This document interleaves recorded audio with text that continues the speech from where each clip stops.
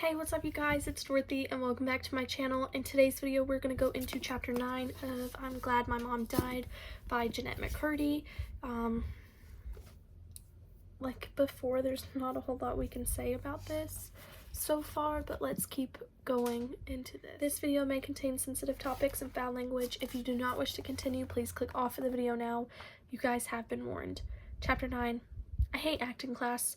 I'm 2 months into the one Barbara Cameron insisted I sign up for if I were to be represented by her. I go every Saturday from 11 a.m. to 2:30 p.m. Even though it's a chunk of time away from home, I don't look forward to this class the same way I look forward to church, because I find acting more uncomfortable than being stuck at home. Each class starts out with a bit of loosening up. The dozen of us walk around mimicking Miss Lasky. That's Laura's last name.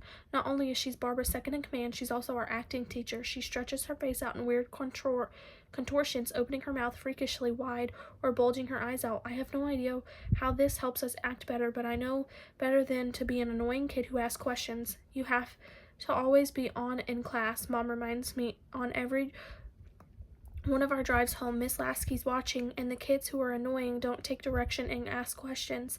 Those are the kids who won't get sent out on auditions. Those are the kids who will get auditions, are the ones who shut up and do as they're told. After the face gymnastics, we pretend to be various animals. Some of the other kids seem to have fun with it, but it makes me feel like an idiot. I don't know how to trumpet like an elephant, purr like a kitten, or grunt like a monkey, and frankly, I don't want to. Let's leave the animal sounds to the animals. Sometimes Miss Lasky has everyone freeze, and then she points to one kid to do an animal sound solo. It's supposed to help with getting over our inhibitions or something. Trumpet, Jeanette. Trumpet like you mean it. I don't mean it, but I try my best. I'm humiliated. After the dreaded animal sounds, we move on to memorization technique. We're given a scene and we have 30 minutes to memorize our characters' lines. Then we go one by one spewing our lines, cold, the showbiz term for rapid and without emotion. We're told this technique is important, especially for kids, so that we don't overwork the material and sound too rehearsed in auditions.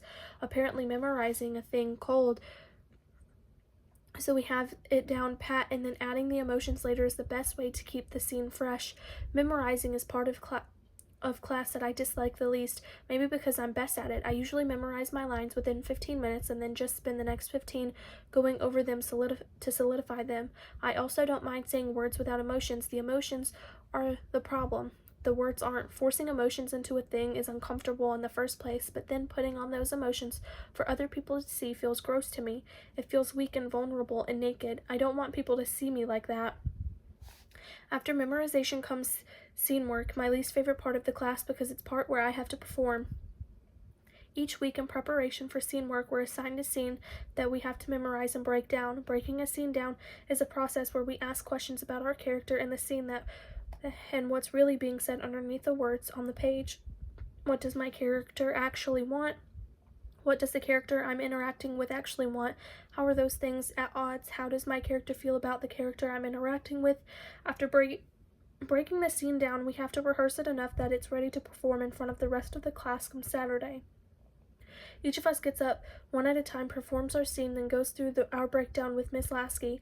I wish so much that I didn't have to do this part. I don't like sitting up on the little studio stage, acting out a scene in front of everyone. I don't like to be observed.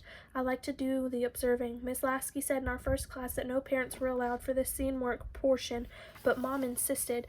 I had stage 4 metastatic ductal carcinoma, breast cancer, and my bones are weak from the chemo.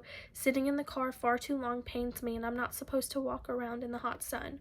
Well, there's a coffee shop right up the street, Miss Lasky said with a tense smile. I don't believe in spending $2.50 on a cup of joe, Mom said with a tenser one.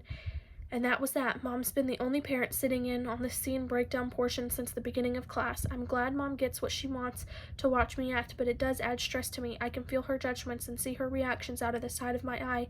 She mouths my lines as I say them and over-animates her facial expression when she wants me to mimic it.